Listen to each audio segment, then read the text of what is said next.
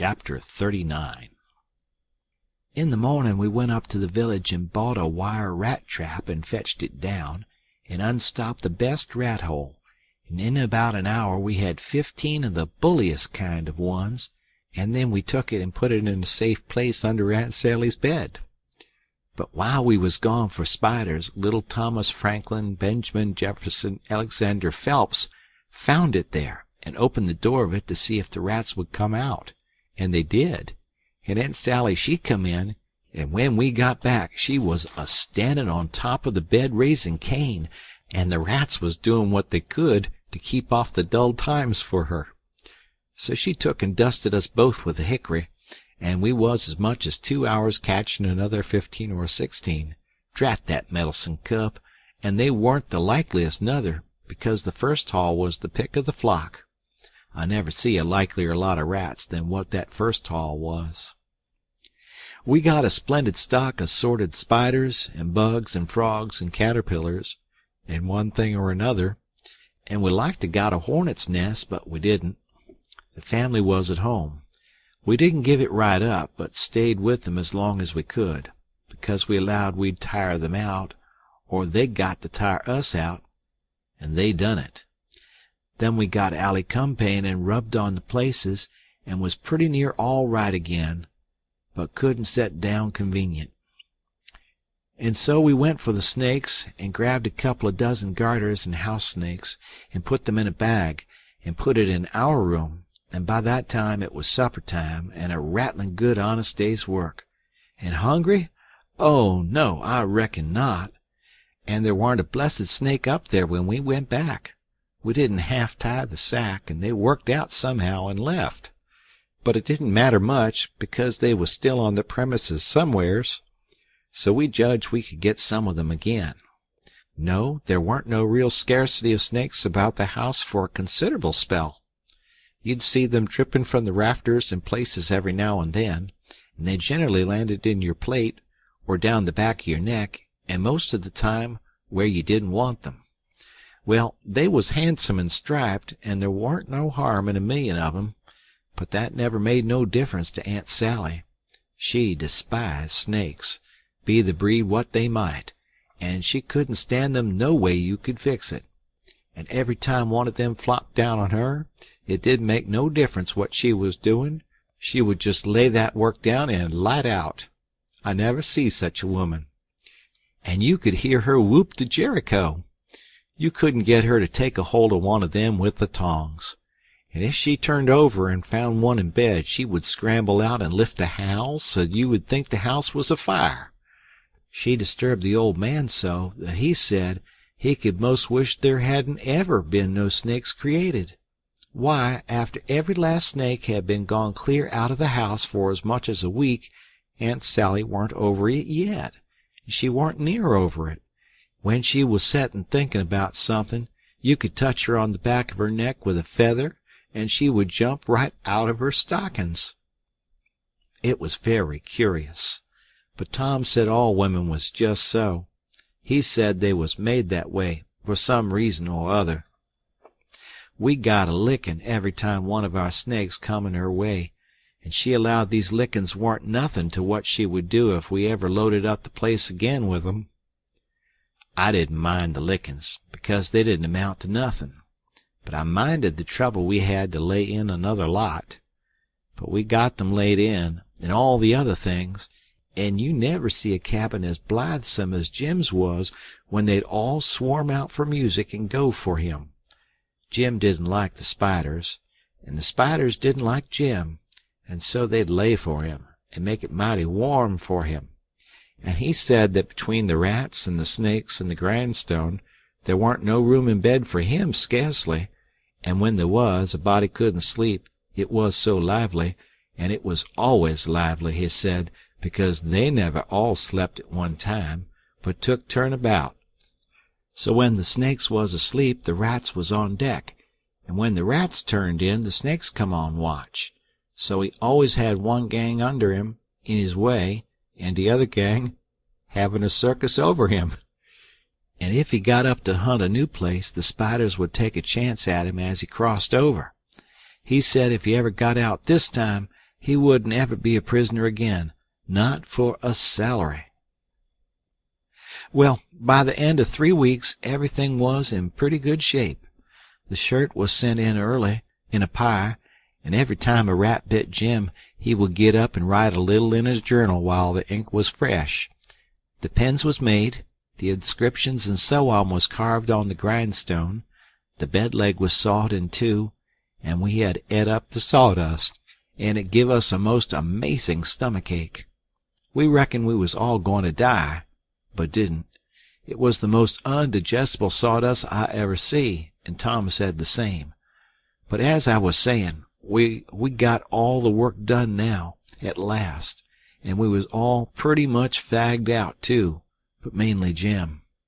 The old man had wrote a couple of times to the plantation below Orleans to come and get their runaway nigger, but hadn't got no answer, because there warn't no such plantation. So he allowed he would advertise Jim in the St. Louis and New Orleans papers, and when he mentioned the St. Louis ones, it give me the cold shivers, and I see we had no time to lose. So Tom said, now for the anonymous letters. What's them? I says. Warnings to the people that something is up.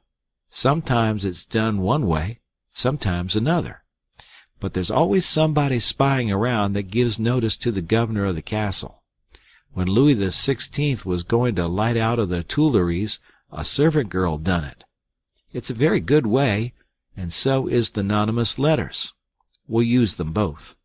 And it's usual for the prisoner's mother to change clothes with him, and she stays in, and he slides out in her clothes. We'll do that, too. But looky here, Tom, what do we want to warn anybody for that something's up?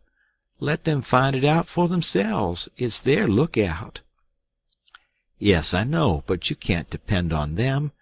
It's the way they've acted from the very start, left us to do everything. They're so confiding and mullet-headed they wouldn't take no notice of nothing at all. So if we don't give them notice, there won't be nobody nor nothing to interfere with us. And so after all our hard work and trouble, this escape will go off perfectly flat. Won't amount to nothing. Won't be nothing to it. Well, as for me, Tom, that's the way I'd like. Shucks, he says, and looked disgusted. So I says, but I ain't going to make no complaint. Any way that suits you suits me. What are you going to do about the servant girl?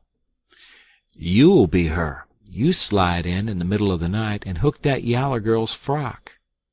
Why, Tom, that'll make trouble next morning, because of course she probably ain't got any but that one. I know, but you don't want it but 15 minutes to carry the anonymous letter and shove it in under the front door. All right, then, I'll do it, but I could carry it just as handy in my own togs. You wouldn't look like a servant girl then, would you? No, but there won't be nobody to see what I look like anyway. That ain't nothing to do with it. The thing for us to do is just to do our duty, and not worry about whether anybody sees us do it or not. Hain't you got no principle at all? All right, I ain't saying nothing. I'm the servant girl. Who's Jim's mother? I'm his mother. I'll hook a gown from Aunt Sally. Well, then, you'll have to stay in the cabin when me and Jim leaves. Not much. I'll stuff Jim's clothes full of straw and lay it on his bed to represent his mother in disguise, and Jim'll take the nigger woman's gown off of me and wear it, and we'll all evade together. When a prisoner of style escapes, it's called an evasion. It's always called so when a king escapes, for instance. And the same with a king's son. It don't make no difference whether he's a natural one or an unnatural one.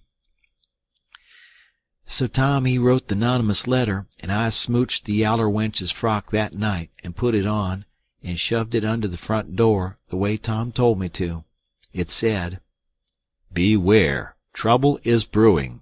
Keep a sharp lookout. Unknown friend."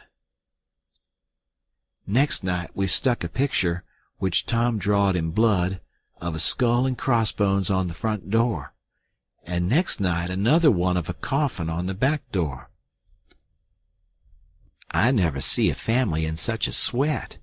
They couldn't have been worse scared if the place had been full of ghosts layin' for them behind everything and under the beds and shiverin' through the air. If a door banged, Aunt Sally she jumped and said, "Ouch!" If anything fell, she jumped and said, "Ouch!" If you happened to touch her when she warn't noticin', she done the same. She couldn't face no way and be satisfied, because she allowed there was something behind her every time, so she was always a whirlin' around sudden and sayin' "Ouch!" and before she'd got 2/3 around she'd whirl back again and say it again, and she was afraid to go to bed, but she dasn't set up. So the thing was workin' very well, Tom said. He said he never see a thing work more satisfactory. He said it showed it was done right. So we said, now for the grand bulge.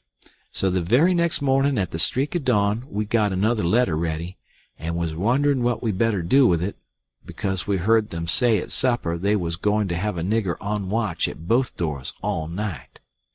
Tom he went down the lightnin' rod to spy around, and the nigger at the back door was asleep, and he stuck it in the back of his neck and come back. This letter said, "Don't betray me. I wish to be your friend. There is a desperate gang of cutthroats from over in the Indian Territory going to steal your runaway nigger tonight, and they have been trying to scare you so as you will stay in the house and not bother them. I am one of the gang, but have got religion and wish to quit it and lead an honest life again, and will betray the hellish design.